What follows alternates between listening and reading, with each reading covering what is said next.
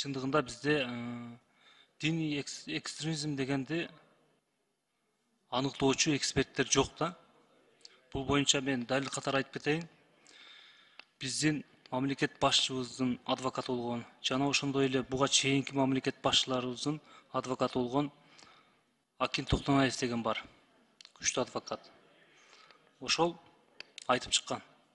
Бизде чындыгында экстремизм дегенди аныктай турган эксперт жок деп.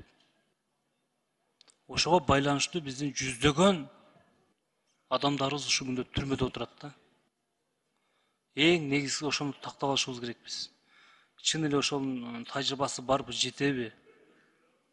Диний экстремизм деп айтканга оңой, бирок ошону такташ керек да. Түрмөдө канчалаган биздин жүздөгөн адамдарыбыз ушу менен отурат. Эгерде Акин Токтонаевдин айтканы чын боло турган болсо, биз ошолордун баарын башкадан карап чыгышыбыз керек да. Урматтуу ички иштер министринин орун басары, сиз жооп берсеңиз. Маалыматыңыз барбы ошол боюнча? Экстремизм боюнча канча киши отурганы боюнчабы? Же эмне боюнча маалымат туруп атасыз? Туура эмес, экспертизанын жыйынтыгы чыгып. Эксперттер боюнча бизде азыр эле айтып кеттим, экспертиза менюсунун астында ал жакта эксперттер заключение беришет. Эксперттердин бул билим деңгээлине, адистигине карата эксперттик наам берилип, аларда экспертиза жүргөн укугу бар.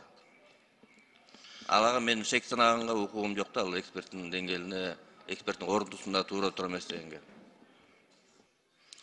Чындыгында жамандыктан кайтарып жакшылыкка чакыруу боюнча дагы биздин көптөгөн биздин давачыларыбыз бар, жана ошондой эле Кыргыз Республикасынын баш конституциясында жазылган дин тутуу эркиндиги бар. Ошол боюнча биз дин тутуп, өзүбүздүн динимизди карманып жүргөндөрдү сен диний экстремизмсиң деп камап койгон учурлар көп кездешет да. Бул адамдын тагдыры. Ошол адамдын тагдырын бир адам чечип коюп атат. Эксперттер чыгарып берет, туура эмес эксперт. Ошонун негизинде жүздөгөн адамдарыбыз бизге камакта турушат да. Ушул боюнча дагы бир жакшы карап койсоңуздар жакшы болот эле. Күчтүү, адилеттүү, динди түшүнгөн, ким экстремизм эмес экенин билген адамдар айтып жатышат да.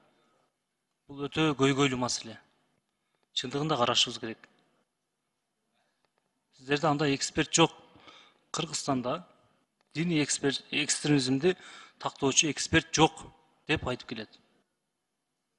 Ошонун негизинде көптөгөн адамдарыбыз, биздин жарандарыбыз, чындыгында биздин канчалаган жаман жолдо жүргөн жарандарыбызды жакшылыкка чакырып, жакшы жолго чакырып жүргөн адамдар азыркы күндө камакта отурушат. Ушул боюнча да эске алып койсоңуздар.